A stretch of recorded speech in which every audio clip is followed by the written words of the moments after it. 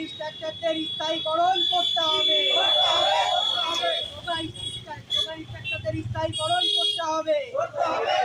ঐক্য জিন্দাবাদ, যোগা ইনস্ট্রাক্টর ঐক্য জিন্দাবাদ। যোগ হলো সুস্থ জীবনের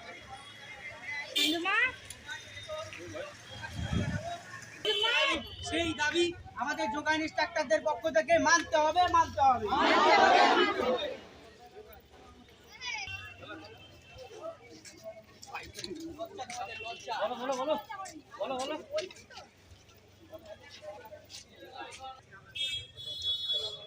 দিতে হবে 5% ইনক্রিমেন্ট কার্যকর করতে হবে। স্বাস্থ্য করি আমরা, ন্যায্য বেতন চাই।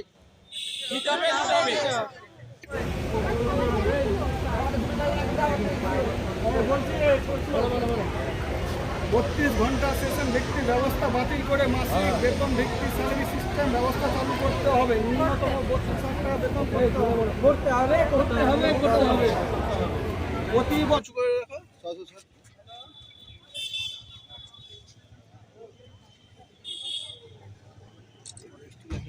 দফা দাবি নিয়ে মালদা ডিএম অফিসে ডিএম এর নিকট আমরা ডেপুটেশনটা প্রদান করি। কি দাবি? আমাদের দাবি রয়েছে, আমাদের সেশন হচ্ছে 32 ঘন্টা, সেটাকে উঠিয়ে আমাদের একটা মাসিক বেতনের আওতায় নিয়ে আসতে হবে। দ্বিতীয় নম্বর হচ্ছে প্রত্যেক সরকারি কর্মচারীদের ন্যায় 5% হারে ইনক্রিমেন্ট আমাদের দিতে হবে। আমরা যারা আউটরিচ করতে যাই, অর্থাৎ আমরা বাইরে যাই আমাদের যোগা ব্যায়াম দেখানোর জন্য এবং মানুষকে সুস্থ রাখার জন্য, তার জন্য আমাদের টিএ এবং ডিএ প্রদান করতে হবে।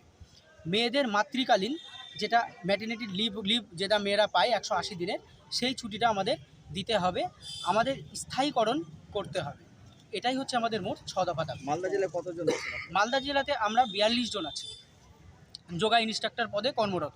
আমাদের NAM ন্যাশনাল আয়ুষ মিশনের আন্ডারে যোগা ইনস্ট্রাক্টর পদে আমরা রয়েছি। বিভিন্ন উপস্বাস্থ্য কেন্দ্র। আমার নাম মুকুট রায়, ঠিক আছে। আমার পোস্টিং হচ্ছে বুলবুলচন্ডী RN রায় RH। NAM এর আন্ডারে যোগা ইনস্ট্রাক্টর হিসাবে সব হসপিটাল, প্রাইমারি হেলথ সেন্টার আর রুরাল হসপিটালে নিয়োগ হয়েছে। আমাদের দাবি দাবা হচ্ছে আমাদের 32 ঘন্টার যে সেশন আছে সেই সেশন ব্যবস্থা তুলে দিয়ে মাসিক একটা সাম্মানিক দেওয়া হোক, যা মিনিমাম 32,000। প্রতি 1 বছর অন্তর 5% ইনক্রিমেন্ট করা হোক। যোগা ইনস্ট্রাক্টরদের যারা আউটরিচ করছে, বাইরে ডিউটি করতে হয়, তাদের যে খরচা হয় সেই খরচাটা যাতে সরকার দেয়, দিয়ে এসব দিতে হবে। আরেকটা আছে মহিলাদের যোগা ইনস্ট্রাক্টরদের ম্যাটারনিটি ছুটির একটা ব্যবস্থা করতে হবে, আর আমাদের স্থায়ীকরণের ব্যবস্থা করতে হবে। আর সমকাজে নাম হলো মোহাম্মদ মোমিনুল হক, আমি পোস্টিং